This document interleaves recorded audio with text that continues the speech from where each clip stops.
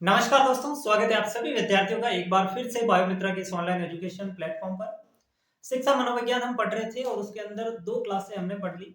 आज ये तीसरी क्लास है और इस क्लास में जो टॉपिक रहने वाला है वो है अधिगम। लर्निंग क्या होती है उसके बारे में हम चर्चा करेंगे।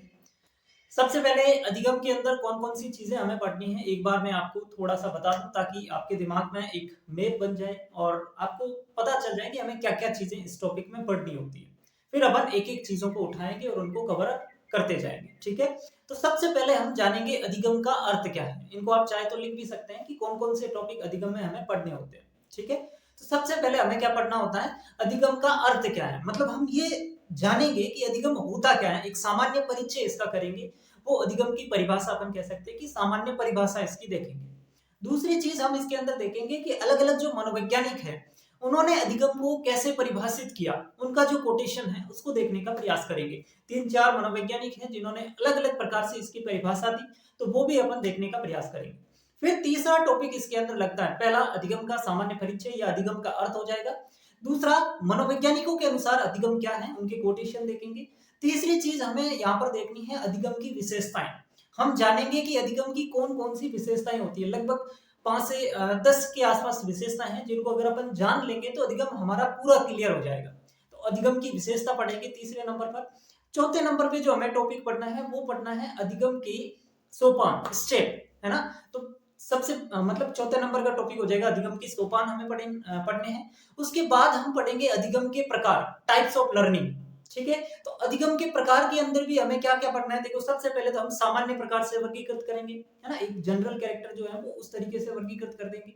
फिर अपन जो है वो अलग अलग मनोवैज्ञानिक इसको अलग अलग रूप से वर्गीकृत करते हैं। एक तो आस्पेल का वर्गीकरण अपन को पढ़ना है और एक और मनोवैज्ञानिक है जिनका वर्गीकरण अपन को देखना है, ठीक है। तो ये पांचवा टॉपिक हो जाएगा आपको अधिगम के प्रकार पढ़ने।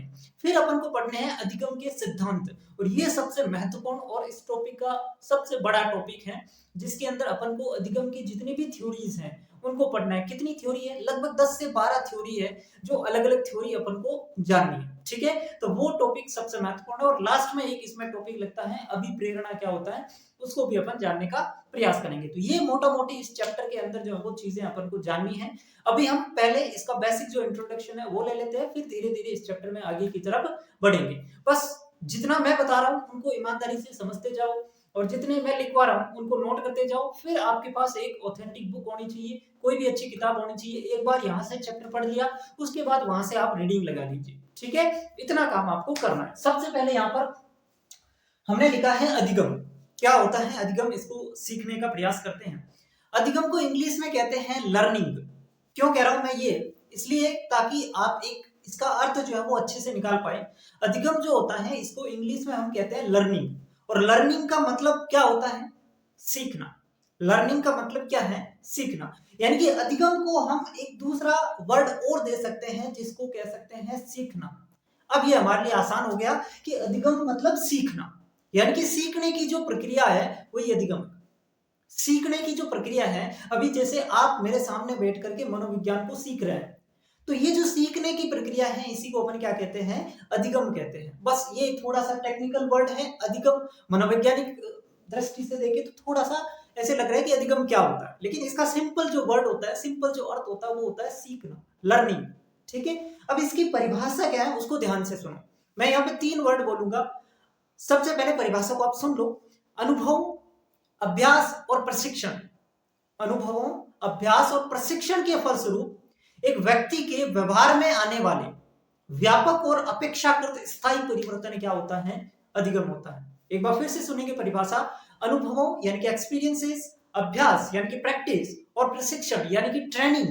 इन तीनों के फलस्वरूप एक व्यक्ति के व्यवहार में, एक बालक के व्यवहार में, बिहेवियर के अंदर जो परिवर्तन आता है उसको अपन क्या कहते हैं, अधिगम कहते हैं। और ये जो परिवर्तन आता है ये कैसा होता है, व्यापक होता है और अपेक्षाकृत स्थायी होता है। अभी अपन समझेंगे इसका मतलब क्या है। एक बार परिभाषा आप खुद से देख लीजिए कि अनुभवों यानी कि एक्सपीरियंसेस, अभ्यास यानी कि प्रैक्टिस, और प्रशिक्षण यानी कि ट्रेनिंग। इन तीनों के फलस्वरूप, इन तीनों के द्वारा व्यक्ति के व्यवहार में जो परिवर्तन आएगा उसको अपन अधिगम कहेंगे। और ये जो परिवर्तन आता है व्यक्ति के व्यवहार में ये कैसा होगा, व्यापक होगा और अपेक्षाकृत स्थायी होगा। सबसे पहले तो ये 3 चीजें ध्यान रखनी है। एक तो अनुभव, एक तो अनुभव एक्सपीरियंस, एक प्रशिक्षण ट्रेनिंग और एक अभ्यास प्रैक्टिस। ये तीन चीजें महत्वपूर्ण है। क्यों महत्वपूर्ण है? क्योंकि कई बार सवाल ऐसा बन जाता है कि अधिगम की प्रक्रिया में निम्नलिखित में से सम्मिलित नहीं है। ऑप्शन ए अभ्यास, ऑप्शन बी प्रशिक्षण, ऑप्शन सी अनुभव, ऑप्शन डी थकान। अब आप अगर आपने पढ़ा है कि अधिगम की प्रक्रिया में तीन चीजें महत्वपूर्ण होती हैं, अभ्यास, अनुभव और प्रशिक्षण। अभ्यास, अनुभव, प्रशिक्षण, तो आप फटाक से यहाँ पे आंसर लगा देंगे कि थकान जो है यहाँ पर नहीं होगा। ठीक है, तो इस तरीके से सवाल यहाँ पर बनते हैं। अब यहाँ पे आपसे ये जरूरी है जानना कि परिवर्तन जो होता है वो कैसा होता है, अपेक्षाकृत स्थायी होता है। यहाँ पर मैंने ये नहीं लिखा पूर्ण रूप से स्थायी परिवर्तन आ जाएगा, मैंने ये नहीं लिखा कि अधिगम में एक व्यक्ति के व्यवहार में पूर्ण रूप से परिवर्तन आ जाता है, पूर्ण रूप से स्थायी हो जाता है। वो परिवर्तन पूर्ण रूप से स्थायी नहीं होता। कहने का मतलब ये है कि जैसे अभी आपने कोई चीज सीख ली, जैसे कि आपने कोशिका पढ़ा और कोशिका को आपने बहुत अच्छे से सीखा, लेकिन जब आप हायर स्टडीज के लिए जाओगे, आप मास्टर करेंगे साइंस में या जूलॉजी के अंदर, बॉटनी में, तो आप कोशिका को और डिटेल में पढ़ेंगे और अच्छे से पढ़ेंगे। तो यानी कि जो ज्ञान आपने अभी अर्जन किया है उसके अंदर भी बाद में थोड़ा बहुत बदलाव आ सकता है। ऐसे तो थोड़ी जो आपने पढ़ लिया वो स्थायी है, अब उसके अंदर परिवर्तन नहीं किया जा सकता, नहीं, बिल्कुल आगे जाके आप उसके अंदर परिवर्तन कर सकते हैं। और अगर परिवर्तन कर सकते हैं तो फिर वो स्थायी परिवर्तन नहीं है। वो कैसा है? अपेक्षाकृत स्थायी है। कैसा है? अपेक्षाकृत, रिलेटिवली क्या है वो? स्टेबल है। ठीक है, दूसरी चीज है व्यापक होता है। परिवर्तन कैसा होता है? व्यापक। व्यापक कहने का मतलब अगर आपके अंदर कोई चीज आपने सीखी है तो आपके ज्ञान में तो वृद्धि होगी होगी, इसके साथ भी आपके और कई सारी चीजों के अंदर भी परिवर्तन होगा। आपके अंदर नम्रता आएगी, आपको बात करने का तरीका आ जाएगा, और भी कई सारी तरीके जो आपके अंदर बदलाव पैदा करेंगे। तो यानी कि ये एक तरीके से ब्रॉड एरिया है, व्यापक परिवर्तन है। छोटा सा बदलाव नहीं होता है आपके अधिगम की प्रक्रिया, ये कई सारे महत्वपूर्ण हिस्सों के अंदर बदलाव करता है, इसलिए ये क्या है? एक व्यापक परिवर्तन है। समझ गए मेरी बात को? तो एक बार फिर से परिभाषा मेरे साथ दोहराएंगे। अधिगम क्या होता है? सबसे पहले अधिगम का मतलब होता है सीखना, लर्निंग। ठीक है, कैसे सीखते हैं? अनुभवों द्वारा सीख सकते हैं। कोई भी चीज का आपने एक्सपीरियंस लिया हो, पहले में वो चीज आपने देखी हो, अनुभव है आपको, तो आप सीख सकते हैं। आप बार बार किसी चीज का अभ्यास कर रहे हैं, प्रैक्टिस कर रहे हैं, तो आप सीख सकते हैं। आपने किसी भी चीज की ट्रेनिंग ली है, प्रशिक्षण लिया है, तो आप सीख सकते हैं। यानी कि अनुभवों, अभ्यास और प्रशिक्षण के माध्यम से आपके व्यवहार में जो बदलाव आता है उसको हम क्या कहते हैं? अधिगम कहते हैं। और ये बदलाव कैसा होगा? या तो बदलाव अपेक्षाकृत स्थायी होगा और दूसरा व्यापक होगा। बदलाव कैसा होगा? अपेक्षाकृत स्थायी और व्यापक होगा। बस ये चीजें आपको अधिगम में सीखनी है। उसके बाद अलग अलग मनोवैज्ञानिक इसकी परिभाषा अलग अलग तरीके से देते हैं। सबसे पहले एक वैज्ञानिक है जिसका नाम है गेट्स, मतलब मनोवैज्ञानिक है। गेट्स क्या कहते हैं कि अनुभव व प्रशिक्षण के द्वारा व्यवहार में परिवर्तन लाना ही अधिगम है। यानी कि ठीक वैसी परिभाषा है जो हमने सामान्य तरीके से देखी। यहाँ पर इन्होंने दो चीजों को ऐड किया, एक तो अनुभव और एक आपका प्रशिक्षण। इन दो तरीकों के माध्यम से बालक या व्यक्ति अपने व्यवहार के अंदर परिवर्तन लाता है, उसको अधिगम कहते हैं। और ये कथन किसका है? गेट्स का है। तो याद रख लोगे गेट्स की परिभाषा। गेट्स ने कहा अनुभव और प्रशिक्षण द्वारा व्यवहार में परिवर्तन लाना। जो सामान्य परिभाषा में हमने तीन चीजें देखी थी उसमें से अभ्यास को इन्होंने हटा दिया। अनुभव और प्रशिक्षण, दो चीजों से व्यवहार में जो परिवर्तन आएगा वो क्या है? अधिगम है। दूसरे मनोवैज्ञानिक है गिलफोर्ड। गिलफोर्ड साहब कहते हैं कि व्यवहार के फलस्वरूप व्यवहार का परिवर्तन लाना। इनकी परिभाषा है कि व्यवहार के माध्यम से व्यवहार में परिवर्तन लाना क्या होता है? अधिगम होता है। अब यहाँ पर आपको एज इट इज याद रखने की आवश्यकता नहीं है, आपको कीवर्ड्स याद होने चाहिए। क्वेश्चन कैसे आएगा? क्वेश्चन आएगा व्यवहार के फलस्वरूप व्यवहार में परिवर्तन लाना अधिगम कहलाता है। ये कथन किस मनोवैज्ञानिक का है? Option A Gates, option B Guilford, option C Crow, option C Skinner. चार ऑप्शन दे दिए। तो यानी कि परिभाषा आपको वहां पे दी जाएगी। आपको बस केवल इतना सा आइडिया होना चाहिए कि हाँ ये परिभाषा इस मनोवैज्ञानिक की थी। ठीक है, तो बस इतना सा करना है। फिर आता है प्रो। ये क्या कहते हैं? सीखना आदतों, ज्ञान व अभिवृत्तियों का अर्जन है। सीखना क्या है? देखो कहीं पे वर्ड लिखा होगा अधिगम, कहीं पे वर्ड लिखा होगा सीखना, दोनों एक ही चीज है भाई। अधिगम क्या है? सीखना, बस। तो सीखना क्या है? आदतों, ज्ञान और अभिवृत्तियों का अर्जन करना है। अर्जन का मतलब होता है ग्रहण करना, प्राप्त करना, धारण करना, उसको कहते हैं अर्जन। तो आदतों का अर्जन करना, यानी कि कोई भी आदत आपने अपना ली तो वो भी क्या है, सीखना है। कोई भी ज्ञान आपने अपनाया, ग्रहण किया, तो भी आप क्या है, सीखे। कोई भी अभिवृत्ति का अर्जन किया, अभिवृत्ति का मतलब होता है किसी भी वस्तु व्यक्ति के प्रति आपका दृष्टिकोण कैसा है, आप उसको किस नजरिए से देखते हैं। आप सकारात्मक दृष्टिकोण से भी देख सकते हैं, आप नकारात्मक दृष्टिकोण से भी देख सकते हैं, यानी कि कोई भी विचार जो है वो आपकी क्या है किसी भी वस्तु के प्रति, उसको कहते हैं अभिवृत्ति। तो इन सारी चीजों के अर्जन करना क्या होता है, सीखना होता है। ये परिभाषा किसकी है, क्रो की। एक बार फिर से देख लो, सीखना क्या है, आदतों का अर्जन, ज्ञान का अर्जन या अभिवृत्तियों का अर्जन। सिंपल आपको याद रखना, आदतों, ज्ञान और अभिवृत्तियों का अर्जन क्या है, सीखना, अधिगम है। फिर आते हैं वुडवर्थ। वुडवर्थ कहते हैं कि नवीन ज्ञान व नवीन प्रतिक्रियाओं को प्राप्त करने की प्रक्रिया। भाई आप कौन सी चीज सीखते हैं, जो आपको नहीं आती है, जो आपके लिए नहीं है, और अगर आपको कोई चीज पहले से आती है तो उसकी वजह से तो आपके व्यवहार में परिवर्तन हो चुका है। आप अब कोई नई चीज सीखेंगे, अब आप कोई नवीन ज्ञान प्राप्त करेंगे, अब आप कोई नवीन प्रतिक्रिया करेंगे, तो आपके व्यवहार में परिवर्तन होगा। ये क्या है, अधिगम है। तो ये परिभाषा वुडवर्थ की है। तो कुल मिलाकर के इसमें की पॉइंट्स याद रखने हैं, जैसे कि वुडवर्थ है तो इसमें याद रख लेना नवीन ज्ञान, नवीन प्रतिक्रिया, ऐसे वर्ड अगर दिखे तो वुडवर्थ की है। गेट्स की परिभाषा जो सामान्य परिभाषा है वैसी है, अनुभव और प्रशिक्षण द्वारा सीखना। गिलफोर्ड में व्यवहार याद रख लेना कि व्यवहार से व्यवहार में परिवर्तन होगा। और क्रो क्या होता है, आदतों, ज्ञान और उससे सीखना क्या कहलाता है, अधिगम कहलाता है। ठीक है, तो ये सारी की सारी चीजें आपको ध्यान में रखनी है। अब एक चीज, एक वर्ड आता है अभ्यस्तता, ये है अधिगम, ये है अभ्यस्तता।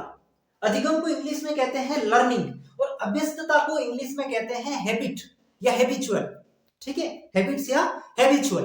तो यहां पर आपको इसके अंदर फर्क समझना है। अभ्यस्तता क्या होती है, एक बार परिभाषा देख ले, किसी उद्दीपन को निरंतर दिए जाने से, यानी कि बार बार एक ही उद्दीपन उसको दे रहे हैं तो उसके व्यवहार में होने वाला अस्थायी परिवर्तन। इस चीज का ध्यान रखना। यहां पर कैसा था, अपेक्षाकृत स्थायी था। अधिगम में जो परिवर्तन हो रहा था वो अपेक्षाकृत स्थायी परिवर्तन था, लेकिन अभ्यस्तता, हैबिचुअल में जो परिवर्तन होगा वो कैसा होगा, अस्थायी परिवर्तन होगा। यानी किसी व्यक्ति को आप कोई उद्दीपन बार बार दे रहे हैं तो उसके व्यवहार में जो अस्थायी परिवर्तन हुआ उसको अपन क्या कहते हैं, अभ्यस्तता कहते हैं, हैबिट कहते हैं। एक एग्जांपल से इसको समझते हैं, जैसे कि अभी अभी जैसे 7-8 महीने हुए ये जो नया सत्र लागू हुआ, उस समय मेरे घर के पास स्कूल बनी है। ठीक है, तो जैसे ही वो स्कूल बनी, अब पहले मेरे घर के पास कोई स्कूल नहीं थी तो बिल्कुल शांति रहती थी। अब स्कूल बनी है तो स्कूल के अंदर बच्चे भी आवाज करेंगे, और आपको पता ही है लास्ट जो छुट्टी का वक्त होता है उस समय जो फर्स्ट एंड सेकेंड क्लास वाले स्टूडेंट होते हैं जोर जोर से पहाड़े ऐसे बोलते रहते हैं। ठीक है, तो इतना वो उस समय प्रेशर था, मतलब प्रेशर क्या कहते हैं, उतना वो चिड़चिड़ापन हो गया, वो बार बार वही चीज सुनाई दे रही थी। या फिर पीरियड लग रहा है, बीच बीच में घंटी बज रही है, ठीक है, 1 2 3 दिस इज पीरियड नंबर 4, और जोर जोर से माइक पे सुबह की प्रार्थना हो रही है, माइक पे जनगण मन बोल रहे हैं माइक पे। तो उस समय मेरे वो हैबिट नहीं थी। जब शुरुआत में ये चीज हुई तो मेरे को हैबिट नहीं थी। अब 6-7 महीने हो गए, मुझे पता भी नहीं चलता कब घंटी बज रही है, कब बच्चे छुट्टी हो रही है, पहाड़े कब बोल रहे हैं, मुझे नहीं पता चल रहा, क्योंकि उस चीज की मेरे को क्या होगी, हैबिट होगी। लेकिन जब शुरुआत में नई नई स्कूल बनी थी और उस समय मेरे को ये सारी चीजों की हैबिट नहीं थी, तो वो मुझे परेशान कर रही थी। लेकिन जैसे जैसे वो चीज मुझे बार बार वो उद्दीपन दिया गया, बार बार वो घंटी बजी 6-7 महीने लगातार, बार बार वो पहाड़ी लास्ट में बोल रहे थे, तो मेरे को बार बार उद्दीपन दिया गया, और अब मुझे उस चीज कोई फर्क ही नहीं पड़ता। अभी भी कुछ बोलो, फर्क ही नहीं पड़ता। समझ रहे हैं? तो वो क्या होता है कि अगर किसी उद्दीपन को आप निरंतर दे रहे हैं तो उसके व्यवहार में जो परिवर्तन होगा उसको अभ्यस्तता कहते हैं, हैबिट बढ़ जाएगी। अब अस्थायी परिवर्तन क्यों है? अस्थायी परिवर्तन क्यों है? मान लो ये स्कूल यहां से हटा दो, मान ले ये स्कूल यहां से हटा ले, तो फिर वापस हो जाएगा ये, ठीक है ना। अब दोबारा से कोई 12 महीने बाद वापस स्कूल स्टार्ट करेगा तो फिर से मुझे ये आदत अपनानी पड़ेगी। क्यों? क्योंकि बीच में ये छूट गई है। समझ रहे हैं मैं कहने का मतलब? तो ये चीज होती है हैबिट पड़ जाना किसी चीज की, और वो होती है अभ्यस्तता। ये चीज आपको सीखनी है, ठीक है, इसको नोट कर लो या फिर स्क्रीनशॉट ले लो। अब अपन जो चीज पढ़ेंगे वो पढ़ेंगे अधिगम की विशेषताएं। अब अपन देखते हैं अधिगम की विशेषताएं, ठीक है, क्या क्या विशेषता है अधिगम की सीखने की। तो कुछ 10 12 13 विशेषताएं मैंने आपके सामने लिखी है, तो अगर इसमें से कोई क्वेश्चन उठ जाए तो बस एक मोटा मोटी आइडिया आपको होना चाहिए। ऐसे नहीं रटने बैठ जाओ, नहीं, इनको 2-3 बार देख लेना है, बस वैसे ही याद हो जाएगा। कुछ तो अभी याद करवा देते हैं आपको। सबसे पहले अधिगम की विशेषता, अधिगम एक मानसिक प्रक्रिया है। अब यहाँ पर मैं चाहे अधिगम लिखूं चाहे सीखना लिखूं, कैसे मैं कहूं अधिगम एक मानसिक प्रक्रिया है या फिर मैं कहूं सीखना एक मानसिक प्रक्रिया है, क्योंकि हम अर्थ पहले ही समझ चुके हैं अधिगम का अर्थ क्या होता है, सीखना होता है। तो अधिगम क्या है, एक मानसिक प्रक्रिया है, मेंटल प्रोसेस है। कैसे कोई भी चीज आप सीखते हैं तो क्या दिमाग को बंद रख के सीख सकते हैं, नहीं, आपको पूरा दिमाग को वहां पर फोकस करना होगा तभी आप सीख पाओगे। तो सीखना क्या है, एक मानसिक प्रक्रिया, आपका ब्रेन वहां पर एक्टिव होना बहुत जरूरी है। तो ये इसकी एक विशेषता होगी। दूसरी चीज अधिगम यानी कि सीखना जीवन पर्यंत चलता रहता है। ऐसे थोड़ी है कि आप अभी नौकरी लग जाओगे तो बाद में सीखोगे, नहीं नहीं, कई सारे आपके सपने हैं, कई सारी चीजें, आपको आगे सेकंड ग्रेड बनना है, फर्स्ट ग्रेड बनना है, तो ये सीखने की प्रक्रिया लगातार चलती ही रहती है। और जरूरी नहीं आप कोई जॉब में लगे तो ही सीखेंगे, आप ऐसे भी बहुत सारी चीजें सीखेंगे, नई नई चीजें आपके जीवन में जब तक आप नहीं मरोगे तब तक सीखते ही रहोगे, समझ रहे हैं। तो सीखना क्या है, एक लंबी प्रक्रिया है, जीवन भर चलने वाली प्रक्रिया है, कभी नहीं रुकेगी, ये जीवन पर्यंत चलती है।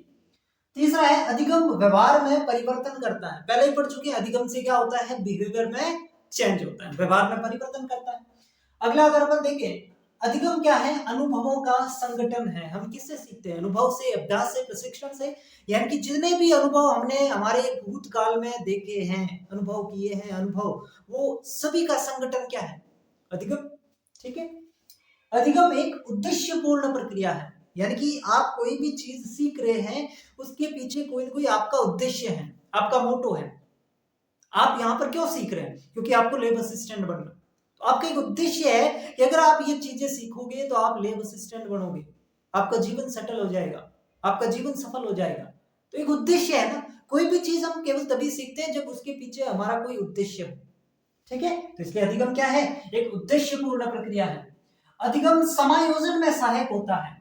समायोजन आगे हमारे एक टॉपिक लगेगा, उसमें हम पढ़ेंगे इसको अलग से, ये लगता है समायोजन। ठीक है, तो अधिगम समायोजन में सहायक होता है। अधिगम सक्रिय रहकर होता है, बिल्कुल एक्टिव रहना पड़ेगा, यही चीज है, मानसिक प्रक्रिया है या सक्रिय रहकर होता है। और अगर अपन बात करें, ये मिट कैसे गया, मेरा लग गया क्या, अधिगम में समय लगता है, कोई भी चीज आप सीखोगे तो उसको चंद सेकंडों में नहीं सीख सकते, टाइम लगेगा, एक लंबा प्रोसेस है। अब वो डिपेंड करता है कौन सी चीज कितनी बड़ी है, किसी में एक दिन लगेगा, किसी में 2 दिन लगेगा, किसी में सालों लग जाएंगे। तो अधिगम क्या है, एक लंबी प्रक्रिया है, इसमें समय लगेगा। ठीक है, उसके बाद अधिगम सकारात्मक व नकारात्मक दोनों तरीकों का हो सकता है। कोई भी चीज आप सीख रहे हैं तो दोनों तरीके से सीख सकते हैं, आप कोई सकारात्मक चीजें भी सीख सकते हैं, आप नकारात्मक चीजें भी सीख सकते हैं। जब जैसे आपके पास मोबाइल फोन है, तो इस मोबाइल फोन का जो सदुपयोग कर रहे हैं, जो अच्छी चीजें सीख रहे हैं, जो इसको स्टडी के अंदर यूज में ले रहे हैं, जो रिसर्च में यूज में ले रहे हैं, कोई डाउट आ गया तो उसको सोल्व करने में यूज में ले रहे हैं, तो वो इस फोन का क्या कर रहे हैं, सदुपयोग कर रहे हैं, वो सकारात्मक चीजों को सीख रहे हैं, इससे कुछ नकारात्मक चीजें भी सीख रहे हैं, है ना। तो दोनों तरीके से आप अधिगम कर सकते हैं, वो आपके दृष्टिकोण पे डिपेंड करेगा, वो आपके अपने व्यक्तित्व पर निर्भर करेगा कि आप कौन सी चीजों को सीख रहे हैं। अधिगम दोनों तरीका का हो सकता है, सकारात्मक भी, नकारात्मक। ठीक है, तो ये दोनों तरीके का हो सकता है। अधिगम सार्वभौमिक और सर्वांगीण विकास में सहायक होता है, मतलब आपके सर्वांगीण विकास, मतलब शारीरिक, मानसिक, भावात्मक सभी विकास के अंदर अधिगम महत्वपूर्ण भूमिका निभाता है। अधिगम एक विवेकपूर्ण प्रक्रिया है, मंद बुद्धि बालक अधिगम नहीं कर सकता, मंद बुद्धि बालक इतना अच्छा अधिगम नहीं कर सकता। ये क्या है, एक विवेकपूर्ण प्रक्रिया है। सीखना या अधिगम एक खोज करना है, आप कोई भी चीज सीखेंगे, नई नई रिसर्च करेंगे, एनालिसिस करेंगे, तो लर्निंग इज ए डिस्कवरी। सीखना क्या है, खोज करना है। अधिगम से बुद्धि का विकास होता है, कोई भी चीज आप सीखेंगे तो आपकी बुद्धि में जो कचरा भरा है वो बाहर निकलेगा और आपका दिमाग अलग तरीके से काम करना शुरू होगा, यानी कि कुल मिलाकर के आप बुद्धि का विकास कर रहे हैं सीख करके। तो ये सारी की सारी क्या है, विशेषताएं हैं अधिगम की। बस नॉर्मल याद रखना है कि अधिगम क्या है, एक मानसिक प्रक्रिया है, अधिगम सक्रिय रहकर होती है, अधिगम विवेकपूर्ण प्रक्रिया है, अधिगम खोज करना होता है, अधिगम सर्वांगीण विकास में सहायक होता है, अधिगम सकारात्मक और नकारात्मक दोनों तरीकों से हो सकता है। अधिगम जो होता है उसके अंदर आप क्या कह सकते हो, उद्देश्यपूर्ण प्रक्रिया है, अनुभवों का संगठन है। तो ये सारी की सारी अधिगम की विशेषता है और रटने की आवश्यकता नहीं है, जहां तक मुझे लगता है रटना ही नहीं, 2-4 बार ईमानदारी से देखोगे अपने आप दिमाग में रह जाएगी कि अधिगम क्या होता है, सीखना क्या है। ठीक है, तो ये अधिगम की विशेषता है, इनको आप नोट डाउन करें, फिर अपन बढ़ते हैं अपने अगले टॉपिक पर। चलो, अब हमारा जो टॉपिक है वो है अधिगम के सोपान। Step of learning. यानी कि जब हम कोई भी चीज सीखते हैं तो सीखने के दौरान कौन कौन से स्टेप से होकर के हमें गुजरना पड़ता है, उसे कहते हैं अधिगम के सोपान या स्टेप्स ऑफ लर्निंग। सीखने की कौन कौन से स्टेप है। सबसे पहला जो स्टेप है वो है आवश्यकता, नीड। यानी कि कोई भी चीज हम केवल तभी सीखते हैं जब उसकी हमें क्या हो, आवश्यकता हो, हमें नीड हो। जैसे कि आप अभी मनोविज्ञान पढ़ रहे हैं क्योंकि ये आपके सिलेबस में है, तो ये आपकी आवश्यकता हुई। अगर आप मनोविज्ञान नहीं पढ़ेंगे और एग्जाम में 20 क्वेश्चन आ गए तो तुम अपना लक्ष्य प्राप्त नहीं कर पाओगे, तुम्हारा जो टारगेट है वो नहीं अचीव कर पाओगे। यानी कि आपको सबसे पहले कोई भी चीज की आवश्यकता होगी तब आप उस चीज को सीखेंगे। तो सबसे पहला जो स्टेप है अधिगम का, सीखने का, वो होती है आवश्यकता, नीड। तो सवाल कई बार ये बन जाता है कि अधिगम का पहला सोपान कौन सा है, प्रारंभिक चरण कौन सा है। आंसर क्या करना है, सीखना। प्रारंभिक स्टेप हो जाएगा आवश्यकता, नीड। कभी कभार इसको अभिप्रेरणा, मोटिवेशन भी कहते हैं। आप मोटिवेट होते हैं, क्यों होते हैं, क्योंकि आपके, अगर आपने मनोविज्ञान पढ़ी तो आपके अच्छे नंबर आएंगे एग्जाम में, और अच्छे नंबर आएंगे तो आप मेरिट लिस्ट में आ जाएंगे। यानी कि आप मोटिवेट होते हैं, पहले आपको कोई चीज की आवश्यकता है तो आप उसको सीखेंगे, अन्यथा नहीं सीखेंगे। तो ये होता है। कभी कभार इसको प्रेरक भी कह देते हैं, अभिप्रेरणा, प्रेरक या आवश्यकता, इनमें से कोई भी वर्ड मिले हो जाए। क्योंकि मनोविज्ञान में कोई एक फिक्स वर्ड नहीं होते, इसको आपको सीखना पड़ेगा। जब आप चीजों को सीखेंगे तो अपने आप अंतर आप करना सीख जाओगे, सिमिलरिटीज क्या है इन वर्ड्स में वो सब सीख जाओगे। तो ये तीनों में से कोई भी एक वर्ड मिले वो हो जाएगा आपका पहला स्टेप। दूसरा स्टेप होता है लक्ष्य या उद्देश्य। आपका एक लक्ष्य है कि आपको लैब असिस्टेंट बनना है, ये क्या है, आपका लक्ष्य है। लक्ष्य हमेशा उद्देश्य से क्या होता है, बड़ा होता है। और लक्ष्य को प्राप्त करने के लिए आप क्या करते हैं, छोटे छोटे उद्देश्य बनाते हैं। समझे मेरी बात को, लक्ष्य को प्राप्त करने के लिए आप छोटे छोटे उद्देश्य बनाते हैं। तो ये सेकंड स्टेप हो जाएगा, लक्ष्य या उद्देश्य। तीसरी चीज होती है बाधाएं, बैरियर्स, ये अपन कह सकते हैं इसको अवरोध। ठीक है, तीसरा क्या हो जाएगा, बाधाएं, जिसको अपन क्या कह सकते हैं, अवरोध भी कह सकते हैं। ठीक है, तो ये मैं नाम इसलिए लिख रहा हूं ताकि आप कंफ्यूज ना हो। बाधाएं कहो, अवरोध कहो, एक ही बात है, बैरियर्स। ठीक है, अब जब आप सीखने बैठोगे तो आपको बहुत सारी कठिनाइयों का सामना करना पड़ेगा, बहुत सारी विकट परिस्थितियों का सामना करना पड़ेगा, उन्हें अपन कहते हैं बाधाएं। यानी कि जब आप सीख रहे हैं उस समय जिन मुश्किलों का आप सामना कर रहे हैं वो क्या होती है, बाधाएं। यानी कि आपके सीखने की प्रक्रिया के दौरान आपको एक इस स्टेप से भी होकर के गुजरना पड़ेगा। आपके सीखने की प्रक्रिया के दौरान आपको बहुत सारी कठिनाइयों को झेलना पड़ेगा, बाधाएं भी आएगी, सिंपल सी बात है। और जीवन हमेशा कैसा होता है, उतार चढ़ाव वाला। वो जीवन ही नहीं है जिसमें बिल्कुल सिंपलिसिटी हो, बिल्कुल ऐसा जीवन थोड़ी होता है। जीवन में क्या होते हैं, उतार चढ़ाव होते हैं। तो सीखने की प्रक्रिया में भी क्या आती है, बाधाएं आती रहती है, उतार चढ़ाव आते रहते हैं। नेक्स्ट स्टेप है तत्परता। उन बाधाओं को झेलने के लिए आप कितने तत्पर हैं, वो होती है तत्परता। अगर आप उन बाधाओं को झेलने के लिए तत्पर हैं तो आप इसमें और आगे बढ़ जाएंगे। ठीक है ना, तो सीखने के लिए जो नेक्स्ट स्टेप है वो है आपकी तत्परता। आप तत्पर होने चाहिए उस चीज को, जो बाधाएं हैं उनको झेलने के लिए हमेशा उसे डटे रहने का जो साहस आपके अंदर है वो होना चाहिए। तो वो होता है। नेक्स्ट स्टेप है अधिगम की स्थिति या वातावरण। यानी कि जिस परिवेश में आप सीख रहे हैं वो वातावरण कैसा है, इस चीज का भी बहुत फर्क पड़ता है।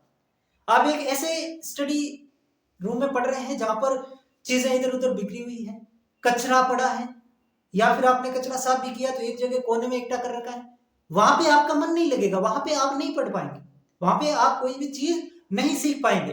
लेकिन एक सुव्यवस्थित कमरा है और उसके अंदर मोटिवेशन कोट्स लिखे हुए हैं, महात्मा गांधी का फोटो है, विवेकानंद जी का फोटो है, अल्बर्ट आइंस्टीन का फोटो है, तब आप जो है वो अपने अंदर क्या रहेंगे, मोटिवेट रहेंगे।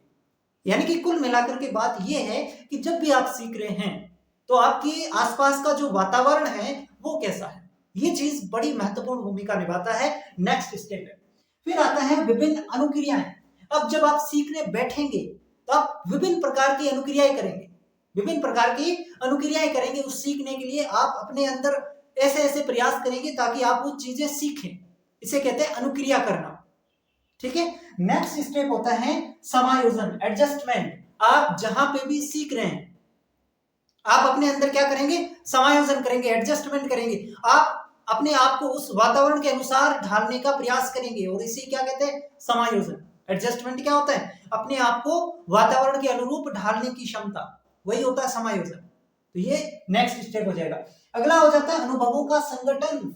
अब आप सीखेंगे तो आपने पूर्व में जो चीजें पढ़ी, बहुत सारी चीजों का क्या करेंगे आप? कलेक्शन करेंगे। आपके पास बहुत सारे अनुभव होंगे, बहुत सारी चीजों का ज्ञान होगा। और सबसे लास्ट में क्या हो जाता है? व्यवहार के अंदर परिवर्तन। और परिवर्तन कैसा होता है? स्थायी। लास्ट स्टेप हो जाता है आपके व्यवहार में क्या आ जाता है? स्थायी परिवर्तन आ जाता है। परमानेंट क्या आ जाता है? चेंज आ जाता है आपके बिहेवियर में। तो ये लास्ट स्टेप है। तो ये टोटल जो है वो अधिगम के क्या हो जाते हैं? सोपान हो जाते हैं, जिसके माध्यम से कोई भी चीज आप क्या करते हैं? सीखते हैं। याद रख लोगे? ये टोटल आपके सोपान है। अब सबसे महत्वपूर्ण चीज है, इनको क्रमबद्ध याद रखना। इनको कैसे याद रखना है? क्रमबद्ध तरीके से। जैसे जैसे मैंने बताए हैं वैसे वैसे स्टेप फॉलो करने हैं। कई बार आपको 4 वर्ड दे देगा और बोलेगा इसको क्रमबद्ध तरीके से जमाइए। कैसे जमाओगे?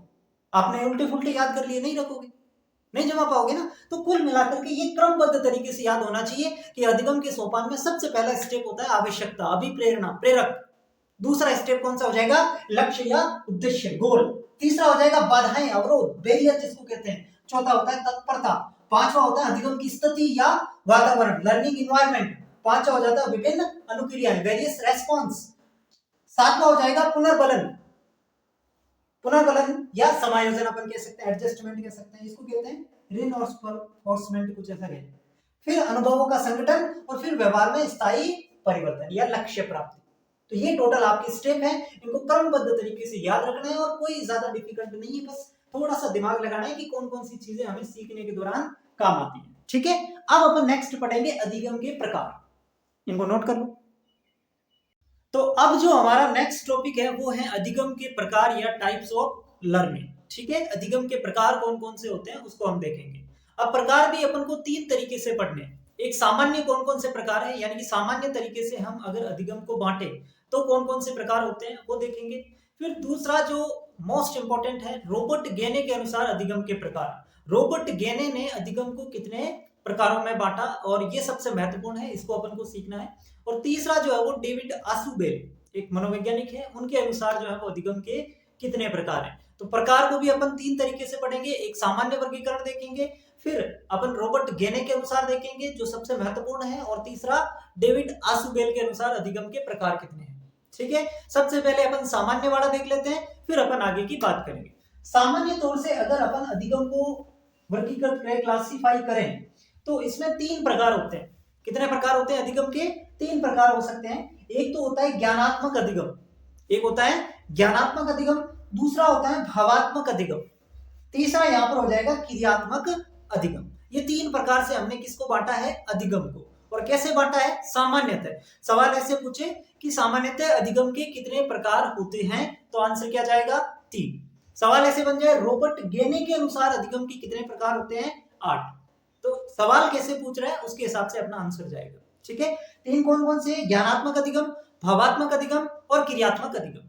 ठीक है, अब ज्ञानात्मक अधिगम क्या होता है, थोड़ी थोड़ी डिटेल अपन इनकी कर लेते हैं। सबसे पहले जो ज्ञानात्मक अधिगम होता है, इसको भी हम फर्दर 3 भाग में बांट देते हैं। ज्ञानात्मक अधिगम के भी 3 प्रकार होते हैं। पहला होता है प्रत्यक्षात्मक। प्रत्यक्षात्मक का मतलब होता है किसी भी चीज को, किसी भी वस्तु को देखकर या किसी को सुनकर या किसी वस्तु को स्पर्श करके जो चीजें हम सीखते हैं उसको कहते हैं प्रत्यक्षात्मक अधिगम। यानी कि प्रत्यक्ष तरीके से हमने उस चीज को सीखा है तो वो प्रत्यक्षात्मक अधिगम। किसी वस्तु को हमने देख के सीखा, उसको स्पर्श करके, टच करके सीखा, या फिर हमने कोई चीज सुन के सीखी, तो वो होता है प्रत्यक्षात्मक अधिगम। फिर एक होता है प्रत्यात्मक अधिगम। प्रत्यात्मक अधिगम जो होता है इसमें हम तर्क के आधार पर सीखते हैं। हमको एक बेसिक नॉलेज पहले से है और उसके बाद आगे की जो प्रोसेस है वो हम अपने तर्क के माध्यम से, हम अपनी सूझबूझ से, हम चिंतन करके, हम कल्पना करके जो चीजें सीखते हैं उसको कहते हैं प्रत्यात्मक अधिगम। दोनों में फर्क है। यहाँ पर प्रत्यक्षात्मक है जिसमें हम वस्तु को प्रत्यक्ष रूप से देख करके, उसको टच करके या सुन करके हम सीखते हैं, वो प्रत्यक्षात्मक होता है। प्रत्यात्मक में हमारा एक बेसिक फंडामेंटल नॉलेज पहले से है, बाकी आगे की जो चीजें होती है उनको हम तर्क के आधार पर, चिंतन के आधार पर या कल्पनाशील विचारों के माध्यम से जो भी चीजें सीखते हैं वो प्रत्यात्मक अधिगम के अंतर्गत आता है। एक इसके अंदर और होता है साहचर्यात्मक अधिगम। एक इसमें कौन सा होता है? साहचर्यात्मक अधिगम और होता है जिसमें अपन क्या करते हैं, साहचर्यात्मक अधिगम में हम अपने पूर्व ज्ञान के आधार पर सीखते हैं। पूर्व ज्ञान के आधार पर जो नई चीजें सीखते हैं उसको साहचर्यात्मक अधिगम कहते हैं। तो लिखना चाहो तो इसमें लिख दो, ज्ञानात्मक अधिगम के भी 3 प्रकार होते हैं, प्रत्यक्षात्मक, प्रत्यात्मक और साहचर्यात्मक अधिगम। फिर दूसरा जो सामान्य रूप से अधिगम का प्रकार है वो है भावात्मक अधिगम। भावात्मक अधिगम में हम किसी भी तरीके से कोई सीखने की प्रक्रिया नहीं करते, मतलब न तो हमें कोई ज्ञान प्राप्ति होती है, न हम अपने कोई कौशल का विकास करते हैं। तो क्या होता है, इसका संबंध, भावात्मक अधिगम का संबंध बच्चे की भावना से है, बच्चे की जो कोमल भावना है उससे संबंध रखता है भावात्मक अधिगम। तो इसमें जो है वो ज्ञान प्राप्ति या कौशल से संबंध नहीं रखता है, इसका संबंध है बच्चों के भावों से। और तीसरा होता है क्रियात्मक अधिगम। क्रियात्मक अधिगम का मतलब है किसी भी कला में अगर अपन निपुणता प्राप्त कर लेते हैं, मान लो आप बहुत अच्छे म्यूजिशियन हैं, आप बहुत अच्छे प्लेयर हैं, आप फुटबॉल खेल सकते हैं अच्छा, तो किसी भी कला में आप निपुणता, दक्षता हासिल कर लेते हैं तो वो क्रियात्मक अधिगम के अंतर्गत आता है। ठीक है, तो इसके अंदर आप किसी भी, कोई भी कला हो XYZ, उसके अंदर आप निपुणता हासिल करते हैं तो वो क्रियात्मक अधिगम के अंतर्गत आता है। ये हमने पढ़ा सामान्य तौर पर अधिगम के प्रकार। अब हम देखते हैं रॉबर्ट गेने के अनुसार, ये सबसे महत्वपूर्ण है और सवाल भी इसी से पूछा जाएगा कि रॉबर्ट गेने ने अधिगम को कितने प्रकारों में वर्गीकृत किया। आंसर क्या जाएगा, 8।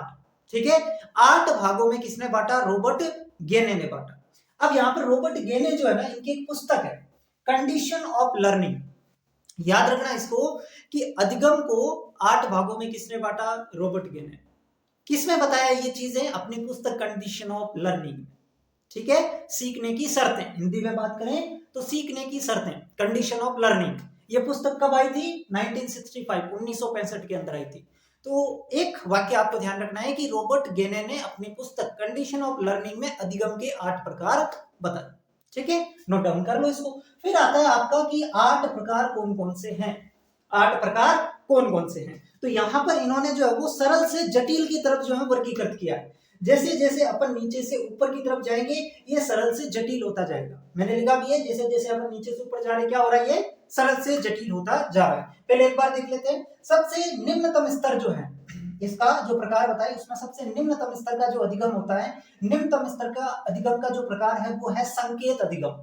वो कौन सा हो जाएगा, संकेत अधिगम। उसके बाद उद्दीपक अनुक्रिया अधिगम हो जाएगा, फिर श्रृंखला अधिगम, उसके बाद शाब्दिक साहचर्य अधिगम, फिर विभेदात्मक अधिगम, फिर संप्रत्यय अधिगम, सिद्धांत अधिगम और समस्या समाधान अधिगम, जो कि आपका सबसे उच्चतम प्रकार का अधिगम माना जाता है। तो ये 8 अधिगम के प्रकार किन्होंने बताए, रॉबर्ट गेने ने बताए थे, याद रख लोगे।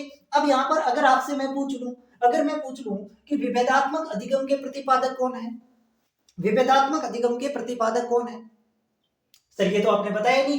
अरे अधिगम के प्रकार ये किन्होंने बताए, रॉबर्ट गेने ने। तो जितने भी अधिगम के प्रकार हैं इन सब के प्रतिपादक कौन हो जाएंगे, रॉबर्ट गेने हो जाएंगे। लिख लो इस चीज को, नोट डाउन कर लो कि जितने भी ये है अधिगम के प्रकार इन सभी के प्रतिपादक कौन हो जाएंगे, रॉबर्ट गेने हो जाएंगे। अब देखो एक एक को अपन थोड़ा डिटेल पढ़ लेते हैं जिनमें जरूरत है। संकेत अधिगम क्या होता है, संकेत अधिगम नाम से पता चल रहा है किसी भी संकेत को देख करके धीरे धीरे हमारे व्यवहार में जो परिवर्तन आता है वो क्या होता है, संकेत अधिगम। जैसे कि अपन कहीं गाड़ी लेके जा रहे हैं, ठीक है, शहरी जो क्षेत्र है जैसे कि जोधपुर है, जयपुर है, तो वहां पर जैसी रेड लाइट अपन को दिखी और अपने आप ऑटोमेटिक हमारा पैर जो है वो गाड़ी के ब्रेक पर जाएगा। क्यों जा रहा है, क्योंकि हम बार बार गाड़ी चलाते हैं और बार बार हमारे साथ ऐसा होता है, रेड लाइट आती है हम ब्रेक लगाते हैं, रेड लाइट आती है हम ब्रेक लगाते हैं। तो एक संकेत हमारे मन के अंदर, मस्तिष्क के अंदर बैठ गया कि जैसे ही रेड लाइट आएगी पैर अपने आप ब्रेक की तरफ बढ़ जाएगा। तो ये हमने कैसे सीखा, संकेत के माध्यम से, वो होता है संकेत अधिगम। ठीक है, तो ये आपको ध्यान रखना। अब संकेत अधिगम जो है इसकी व्याख्या किसने की, सवाल ऐसा भी बनता है कि इसकी व्याख्या किसने की। प्रतिपादक तो आपको पता है, चाहे कोई भी प्रकार हो प्रतिपादक रॉबर्ट गेने हैं, लेकिन इसकी जो व्याख्या करने वाले वैज्ञानिक है वो है पावलोव। कौन हो जाएंगे, पावलोव। और पावलोव का सिद्धांत भी अपन को इसी क्लास में या फिर नेक्स्ट क्लास में अपन आगे बढ़ेंगे। पावलोव का सिद्धांत, जिसमें कुत्ते को जो है वो एक अपन को बताया कि घंटी बजाते हैं फिर भोजन लाते हैं, घंटी बजाते हैं फिर भोजन लाते हैं। जैसे ही घंटी बजाते हैं कुत्ते के मुंह में क्या आने लग जाती है, लार आने लग जाती है। बहुत ही बढ़िया सिद्धांत है, अपन आगे बढ़ेंगे, ठीक है ना। तो ये संकेत अधिगम का सिद्धांत जो है वो इसकी व्याख्या की थी वो पावलोव ने की थी, इस चीज को याद रखना। फिर आता है उद्दीपक अनुक्रिया सिद्धांत, इसकी व्याख्या करने वाले मनोवैज्ञानिक है स्किनर। कौन हो जाएंगे, स्किनर। फिर आता है श्रृंखला अधिगम, इसकी भी व्याख्या किसने की, स्किनर ने की। श्रृंखला अधिगम की व्याख्या करने वाले भी मनोवैज्ञानिक कौन है? स्किनर है। अच्छा, श्रृंखला अधिगम क्या होता है? चेन के माध्यम से सीखना, स्टेप बाय स्टेप सीखना। कैसे? जैसे कि आप स्कूल जाते हैं, ठीक है, जब छोटे क्लास में थे, अब तो नहीं जाते होंगे, तो जैसे ही आप स्कूल से आते थे, बैग कहीं पे पटक देते थे, पटक दिया बैग को, फिर मम्मी डांटती थी कि बैग सही ढंग से रखा कर, जहां पे जगह है वहां पे रखा कर। फिर दूसरे दिन आए, याद नहीं रहा, एक दिन से तो याद नहीं रहेगा, फिर आपने बैग पटक दिया, फिर आपको मम्मी डांटेगी, फिर आपने तीसरे दिन आए बैग पटक दिया, चौथे दिन आपके दिमाग में आएगा, अच्छा बैग यहाँ पे नहीं पटकना, बैग कहाँ पे रखना है? उचित जगह पर रखना। तो ये आपने क्या किया? एक श्रृंखला के माध्यम से सीखा, समझ रहे हैं? तो ये होता है श्रृंखला अधिगम का सिद्धांत। उसके बाद में आता है शाब्दिक सहचर्य अधिगम। शाब्दिक सहचर्य अधिगम, और शाब्दिक सहचर्य अधिगम की व्याख्या करने वाले मनोवैज्ञानिक कौन है? डेविड आशुबेल। पूरा नाम है डेविड आशुबेल। इन्होंने शाब्दिक सहचर्य अधिगम की व्याख्या की थी, और इन्हीं डेविड आशुबेल ने इन अधिगम को फिर आगे और भागों में वर्गीकृत किया था। मैंने बताया ना, हम 3 तरीके से पढ़ेंगे, एक सामान्य तरीके से अधिगम के प्रकार, एक रॉबर्ट गेने के अनुसार, एक डेविड आशुबेल के अनुसार। तो ये डेविड आशुबेल जो है ना, इन्होंने शाब्दिक सहचर्य अधिगम की व्याख्या करते हुए ही अधिगम को 4 भागों में बांटा है। कौन कौन से वो 4 भाग है उसको अपन बाद में देखेंगे। फिर अपन के आते हैं विभेदात्मक अधिगम। अच्छा, विभेदात्मक अधिगम क्या होता है? आपके सामने बहुत सारी चीजें हैं, बहुत सारी चीजें हैं, तो उसमें से आप किसी एक चीज को चूज करते हैं, एक चीज का चयन करते हैं। तो वो कैसे किया आपने? विभेदात्मक अधिगम, उसकी गुणों को देख करके, आपकी जरूरत को देख करके, जिस भी हिसाब से आप इतनी सारी वस्तुओं में से एक का चयन करते हैं। आपके सामने 10-12 तरह के कलर है, आपको कहीं उसमें से एक चूज करना है, तो वो आप विभेद करते हैं, अलग अलग वस्तुओं में से विभेद करने का जो अधिगम है वो होता है विभेदात्मक अधिगम। उसके बाद में आता है संप्रत्यय अधिगम। इसको इंग्लिश में कहते हैं कॉन्सेप्ट लर्निंग। संप्रत्यय अधिगम या कॉन्सेप्ट लर्निंग, आप किसी भी चीजों का कॉन्सेप्ट पकड़ लेते हो, चीजों को सीख लेते हो, अपनी भाषा के अंदर या अपने अनुसार उसके अंदर इमेज बना लेते हो, उसे क्या कहते हैं? संप्रत्यय अधिगम। अब जैसे मैंने आपको कहा माइटोकॉन्ड्रिया, तो अगर आपने माइटोकॉन्ड्रिया को सीखा हुआ है, समझा हुआ है, कॉन्सेप्ट बनाया हुआ है, तो आपके दिमाग में फटाफट से आएगा कि ये दोहरी झिल्ली बंधित कोशिकांग होता है, अंदर की झिल्ली मुड़ी भी रहती है, जिसको अपन क्या कहते हैं? क्रिस्टी कहते हैं। इसका जो ग्राउंड सब्सटेंस होता है उसको मैट्रिक्स कहते हैं, और इसको जो है वो एटीपी का ऊर्जा मुद्रा या पावर हाउस ऑफ सेल कहते हैं। ये सारे तमाम तरीके की चीजें आपके दिमाग में आपने जो इमेज क्रिएट की वो क्या होता है? कॉन्सेप्ट लर्निंग होता है, ठीक है। उसके बाद में आता है सिद्धांत अधिगम। इसके अंदर आपको ध्यान रखना है, जितने भी नियमों की बात हो, इनको जो जो मैंने बताया है ना, उनको अपनी भाषा में लिख लेना, जो जो चीजें मैंने बताई है, क्योंकि सारी चीजें मैं यहाँ पे लिख नहीं पाऊंगा। सिद्धांत अधिगम में क्या होता है? जहां पे भी नियमों की बात हो, जैसे न्यूटन के गति के नियम है, तो नियमों की जहां पे भी बात होती है वो किसमें आता है? सिद्धांत अधिगम में। सवाल ऐसे बन गया, न्यूटन की गति के नियम रॉबर्ट गेने के अनुसार कौन से अधिगम का प्रकार है? सवाल बन गया, न्यूटन के गति के नियम रॉबर्ट गेने के अधिगम के प्रकार कौन सा प्रकार है? तो क्या आंसर देंगे? सिद्धांत अधिगम। नियम की बात जहां पे भी होगी सिद्धांत अधिगम होगा, ठीक है। उसके बाद में सबसे उच्चतम स्तर होता है अधिगम का, वो होता है समस्या समाधान विधि। यानी कि किसी भी समस्या से आप जूझे और उस समस्या का स्वयं हल करके उसका समाधान निकाला, वो होता है समस्या समाधान विधि। और सीखने का सबसे बेस्ट जो तरीका होता है वो क्या होता है? समस्या समाधान विधि या अर्थपूर्ण तरीके से सीखना। मतलब आपके सामने कोई समस्या है, आपने उस समस्या के ऊपर रिसर्च किया, एनालिसिस किया और उस समस्या का हल खुद निकाला और समाधान कर लिया, वो होता है समस्या समाधान अधिगम। तो ये टोटल 8 प्रकार हैं जो आपको याद रखने हैं। निम्नतम स्तर या प्रथम स्तर ये हो जाएगा, सरल से जटिल की तरफ बढ़ रहे हैं, सबसे अंतिम स्तर समस्या समाधान का स्तर होता है। अब एक नीचे नोट करके आप लिखेंगे आशुबेल का वर्गीकरण, ठीक है, आशुबेल का वर्गीकरण या फिर आशुबेल के अनुसार अधिगम के प्रकार, अगली हेडिंग है इसके बाद में, ठीक है। और उसके अंदर लिखेंगे कि डेविड आशुबेल ने आप लिखिए, डेविड आशुबेल ने शाब्दिक साक्षरी अधिगम, डेविड आशुबेल ने शाब्दिक साक्षरी अधिगम की व्याख्या करते हुए, डेविड आशुबेल ने शाब्दिक साक्षरी अधिगम की व्याख्या करते हुए अधिगम के 4 प्रकार बताए। कितने प्रकार बताए? 4 प्रकार बताए। और अब ये चारों प्रकार लिख लीजिए, ऐसे बनाकर, वो बनाते हो ना, ऐसे बनाकर के 4 प्रकार लिख लीजिए। रट कर सीखना, रट कर सीखना, और ये सबसे घटिया पद्धति है सीखने की, लिख लो, सबसे घटिया पद्धति अगर सीखने की है वो है रट कर सीखना। डेविड आशुबेल ने ये कहा, ये सबसे घटिया पद्धति है सीखने की, सबसे निम्नतम पद्धति है, ठीक है। दूसरा तरीका है अर्थपूर्ण सीखना, चीजों को समझ के सीखना, चीजों को समझकर सीखने की जो प्रक्रिया होती है वो अर्थपूर्ण सीखना है, और ये सबसे बढ़िया पद्धति है। फिर आता है अभिग्रहण से सीखना, मतलब आप चीजों को लिख लिख करके सीखते हैं, वो अभिग्रहण सीखना। और फिर होता है अन्वेषण। अन्वेषण क्या होता है? खोजबीन करना, है ना। खोजबीन करके जो चीजें आप सीखते हैं उसे कहते हैं अन्वेषण करना। तो ये 4 प्रकार किसने बताए? डेविड आशुबेल ने। तो रॉबर्ट गेने के अनुसार तो 8 प्रकार है और डेविड आशुबेल के अनुसार 4 प्रकार है। ये 4 प्रकार कैसे बताए इन्होंने? इसी शाब्दिक साक्षरी अधिगम के आधार पर बताए। ठीक है, तो क्या क्या चीजें याद रखनी है? सबसे पहले तो नॉर्मली बस पढ़ लेना। फिर महत्वपूर्ण है रॉबर्ट गेने। रॉबर्ट गेने को आपको बढ़िया तरीके से याद रखना। कितने भागों में? 8 भागों में। पुस्तक कौन सी? Condition of learning. 8 भाग कौन कौन से? बिल्कुल एग्जैक्ट क्रमवार याद रखना। सरल से निम्नतम स्तर याद रखना। उसके बाद में प्रतिपादक कौन है? सब में एक ही है, रॉबर्ट गेने।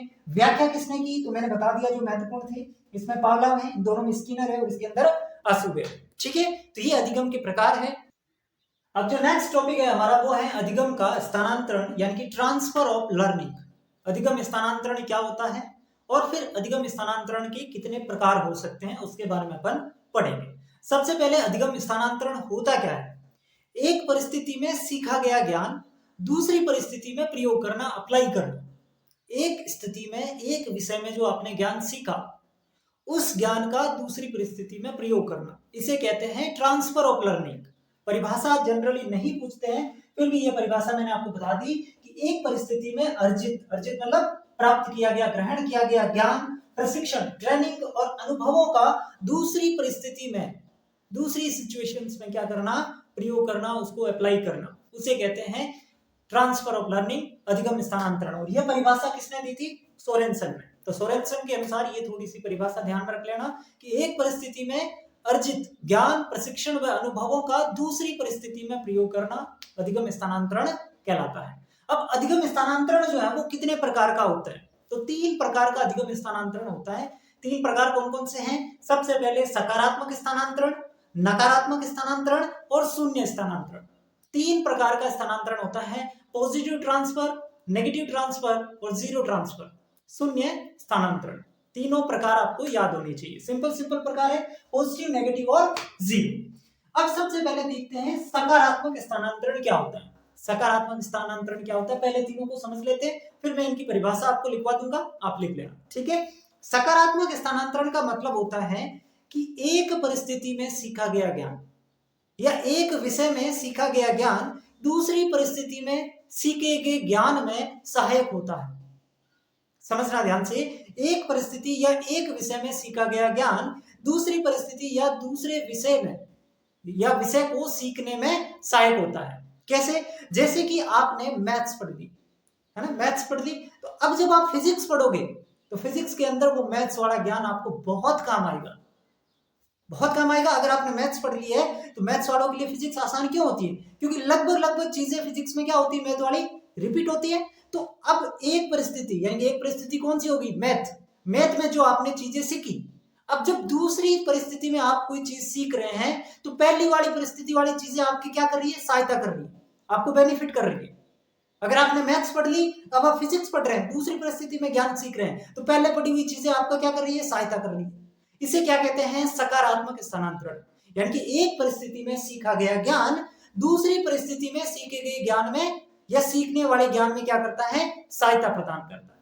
वो क्या होता है? आपका सकारात्मक ज्ञान होता है। जैसे कि मैथ्स जिस बच्चे ने पढ़ ली उसकी फिजिक्स अच्छी होगी। या दूसरा एग्जांपल अपन यूं ले सकते हैं कि आपने साइकिल चलाने आती है, जो अपनी साइकिल होती है वो आपको चलानी आती है, तो जो बाइक होती है ना वो आप बहुत आसानी से चला लोगे। और एक व्यक्ति है जिसने साइकिल कभी चलाई नहीं, वो सीधा बाइक चलाने बैठेगा, बहुत दिक्कत आएगी। लेकिन आपने साइकिल बहुत चलाई है बचपन में और अब आपको बाइसाइकिल दे दे, यानी कि आपको बाइसाइकिल दिया, अब आपको बाइक दे दे या मोटरसाइकिल दे दे, आप आराम से चला लोगे, आपको इतनी परेशानी नहीं आएगी। क्यों?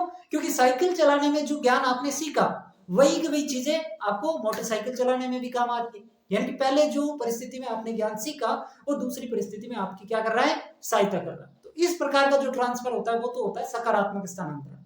दूसरी चीज होती है नकारात्मक स्थानांतरण। नकारात्मक स्थानांतरण क्या होता है? एक परिस्थिति में सीखा गया ज्ञान या एक विषय में सीखा गया ज्ञान दूसरे विषय को सीखने में बाधा उत्पन्न करे। यहाँ पे क्या कर रहा था? एक परिस्थिति में सीखा गया ज्ञान दूसरी परिस्थिति में सीखने वाले ज्ञान में सहायता कर रहा था, या एक विषय में सीखा गया ज्ञान दूसरे विषय को सीखने में सहायता कर रहा था, यहाँ पर बाधा बन रहा है। तो नकारात्मक की परिभाषा क्या बन जाएगी? एक विषय में सीखा गया ज्ञान दूसरी विषय को सीखने में बाधा उत्पन्न करें, या एक परिस्थिति में सीखा गया ज्ञान दूसरी परिस्थिति को सीखने में बाधा पहुंचाएं, तो वो होता है नकारात्मक स्थानांतरण। कैसे? जैसे कि जो अमेरिका है, यूएसए है, वहां पर ज्यादातर जो गाड़ियां होती है उसके अंदर जो स्टीयरिंग व्हील होती है वो किस तरफ होती है? बाईं तरफ होती है, यानी कि वो बाएं हाथ से गाड़ी चलाते हैं। अब जैसे ही वो इंडिया ट्रांसफर होंगे, इंडिया में सारी गाड़ियां कैसी है? इंडिया में स्टीयरिंग दाईं तरफ है। तो अब आप खुद सोचिए, अगर हमारे भारत के अंदर भी ज्यादातर गाड़ियां दाईं तरफ स्टीयरिंग वाली होती है और आपको बाईं तरफ वाली स्टीयरिंग चलाने को दे दे, आपको बहुत अच्छे से ये क्या कहते हैं, चलानी आती है, कार वगैरह जो भी है वो आपको अच्छे से चलानी आ रही है, लेकिन आपको ट्रेनिंग किस हिसाब से मिली? दाईं तरफ से, और अचानक से बाईं तरफ से होगी तो वो आपको कहीं ना कहीं क्या करेगी? बाधा पैदा करेगी। तो ये आपकी क्या कर रहे हैं, जो आपने पहले सीखा, आपको चीजें आती है, लेकिन उसी चीज को आपको दूसरी चीज सीखने में बाधा उत्पन्न कर रहा है। और एक होता है शून्य स्थानांतरण, मतलब कोई प्रभाव नहीं पड़ता, कोई प्रभाव नहीं पड़ता। एक परिस्थिति में सीखा गया ज्ञान दूसरी परिस्थिति में सीखे जाने वाले ज्ञान में कोई असर नहीं डालता, कोई प्रभाव नहीं पड़ता। जैसे कि आपने केमिस्ट्री पढ़ ली, जैसे कि आपने केमिस्ट्री पढ़ ली, 11th स्टैंडर्ड के सिलेबस में केमिस्ट्री है। हाँ, अब मैं आपको कहूँ भूगोल पढ़ो, तो क्या केमिस्ट्री और भूगोल का कोई इंटरकनेक्शन है? बिल्कुल नहीं। आपने केमिस्ट्री पढ़ ली है तो क्या ऐसा होगा कि आपको भूगोल में कोई दिक्कत आएगी कि सर केमिस्ट्री में तो ऐसा लिखा था और भूगोल में ऐसा लिख रहे हैं? कोई चीज नहीं होगी, क्योंकि सारी चीजें क्या है? अलग है। न तो आपको भूगोल की चीजें केमिस्ट्री में सहायता करेगी और न आपको भूगोल की चीजें केमिस्ट्री में बाधा उत्पन्न करेगी, कोई फर्क नहीं पड़ेगा। तो यानी कि शून्य स्थानांतरण में कोई प्रभाव नहीं पड़ता। ठीक है, तो अब तीनों की परिभाषा लिख लीजिए, इस तरीके से आप इसको बना लीजिए। उसके बाद सकारात्मक स्थानांतरण के अंदर परिभाषा लिखिए। सकारात्मक स्थानांतरण के अंदर परिभाषा लिखिए, जब एक परिस्थिति में या एक विषय में, फटाफट लिख लेना साथ साथ में, जब एक परिस्थिति में या एक विषय में सीखा गया ज्ञान किसी नवीन परिस्थिति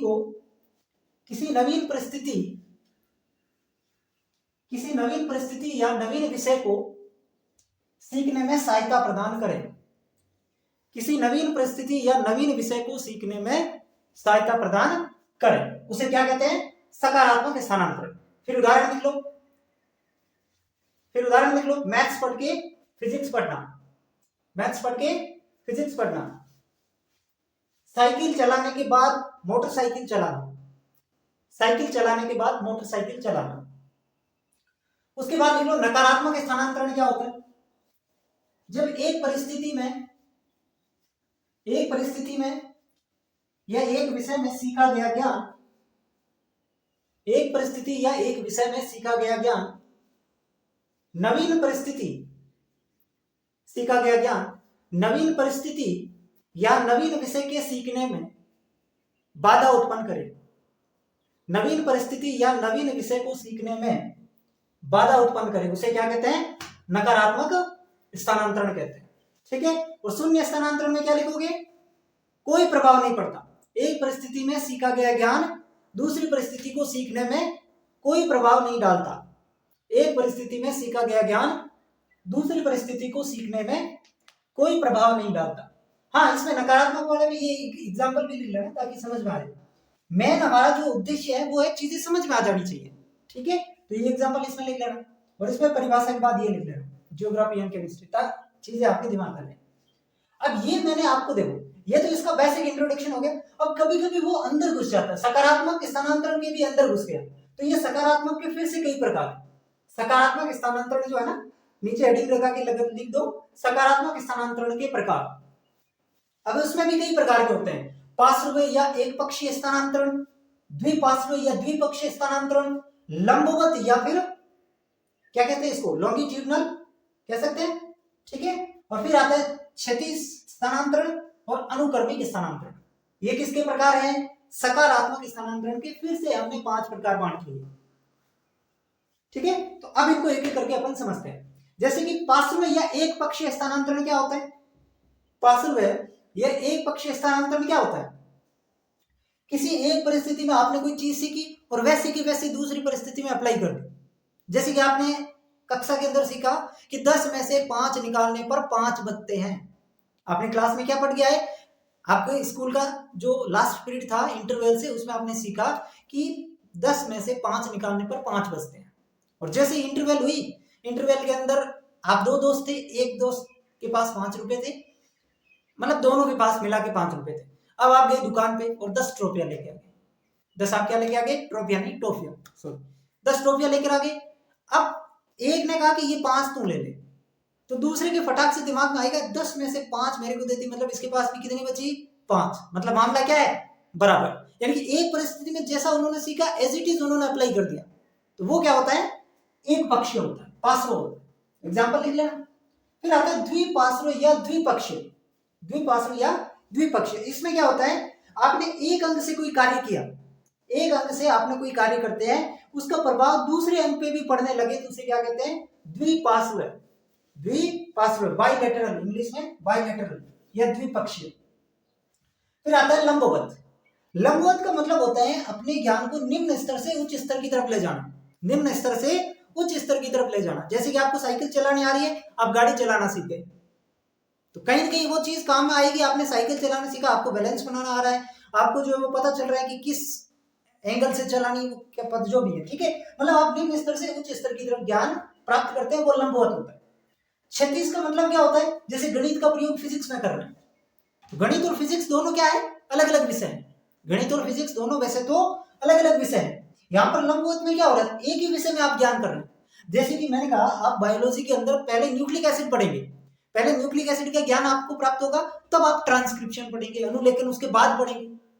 समझ गए मेरी बात? पहले आपने क्या किया? निम्न स्तर से शुरू किया, और फिर आप कैसे चल रहे हैं? उच्च स्तर की तरफ, हायर लेवल की तरफ बढ़ रहे हैं। तो ये एक ही विषय के अंदर हो रहा है, लंबवत।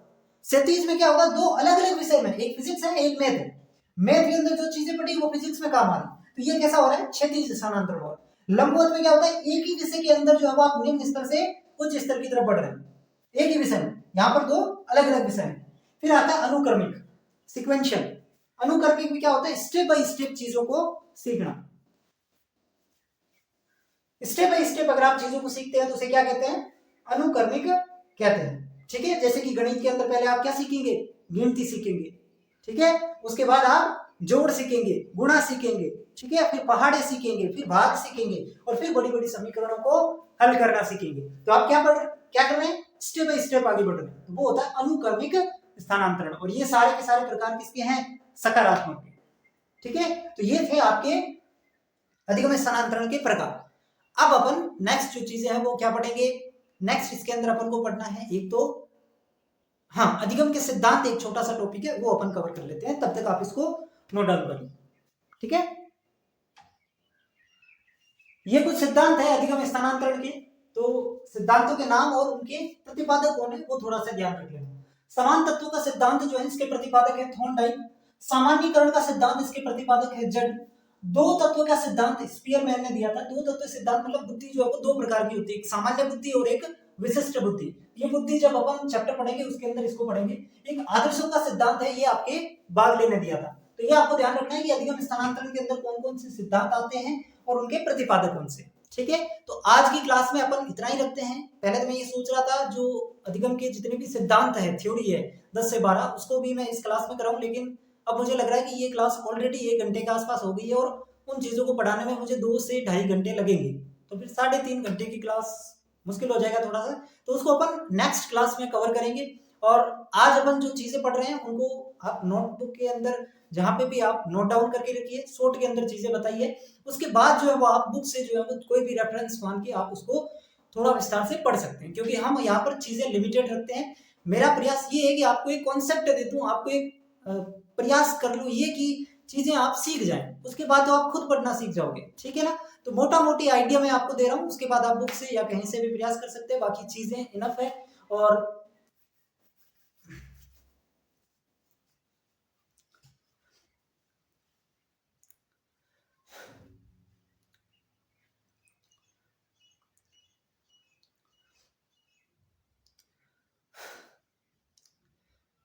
तो आज की क्लास में अपन इतना ही रखते हैं।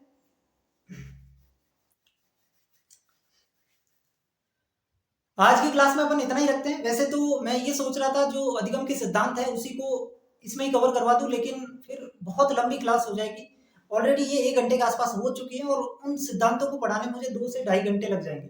तो 3.5 घंटे की क्लास इतने लंबी देख भी नहीं पाओगे और मैं भी नहीं ले पाऊंगा। तो नेक्स्ट क्लास में अपन उनको समझने का प्रयास करेंगे। 10 से 12 महत्वपूर्ण सिद्धांत है और बहुत इंपॉर्टेंट है। और जब अधिगम के सिद्धांत अपन पढ़ लेंगे ना, आप ये मान के चलो लगभग आधी साइकोलॉजी हमारी खत्म है। ठीक है, तो नेक्स्ट क्लास में वो अपन प्रयास करेंगे कि मैं वो क्लास भी लूं आपके लिए। और आज जो हमने पढ़ा है उसको रिवाइज कर लेना और शॉर्ट तरीके से मैंने चीजें आपको बताई है उनको कहीं नोट डाउन करके रखना। एग्जाम जब नजदीक होगा ये चीजें बहुत हेल्प करेगी आपको। ठीक है ना, मैं आपको एक क्रीम दे रहा हूँ इन सारी चीजों की, एक समझ जो है ना इन चीजों की वो निकाल के मैं आपको दे रहा हूँ। ठीक है ना, तो ये चीजें पढ़ने के बाद आप और डिटेल पढ़ना चाहते हो तो आप बुक रेफर कर सकते हैं, उसमें कोई दिक्कत नहीं है। ठीक है ना, जो बच्चे बिल्कुल ही छोड़ के जा रहे थे उनके लिए मैं ये प्रयास कर रहा हूँ। अगर आप अच्छे से पढ़ना चाहते हैं तो कोई भी आप बुक ले आइए। मैं आपको एक बेसिक चीजों का आइडिया दे रहा हूँ, पढ़ना कैसे है वो आपको समझा रहा हूँ। उसके बाद आपको बुक पढ़ने में कोई दिक्कत नहीं आएगी। ठीक है ना, तो आप चाहे तो बुक ला सकते हैं। बाकी आप बिल्कुल ही छोड़ के जा रहे हैं तो कम से कम जो चीजें मैं करवा रहा हूँ उनको रिवाइज करके जाइए, बहुत आपको फायदा मिलेगा। ठीक है ना, तो आज की क्लास में अपन इतना ही रखते हैं। अगर आप नए हैं इस चैनल पर सब्सक्राइब कर सकते हैं, अपने दोस्तों के साथ शेयर कर सकते हैं और कैसी लगी क्लास ये चीज भी मुझे कमेंट सेक्शन में आप बताएंगे ताकि नेक्स्ट टाइम हम इसको और इम्प्रूव कर सकें और जो चीजें आपका सजेशन रहेगा उनको हम देख सकें। ठीक है, तो आज की क्लास में इतना ही रखते हैं, मिलते हैं अगली क्लास में। धन्यवाद।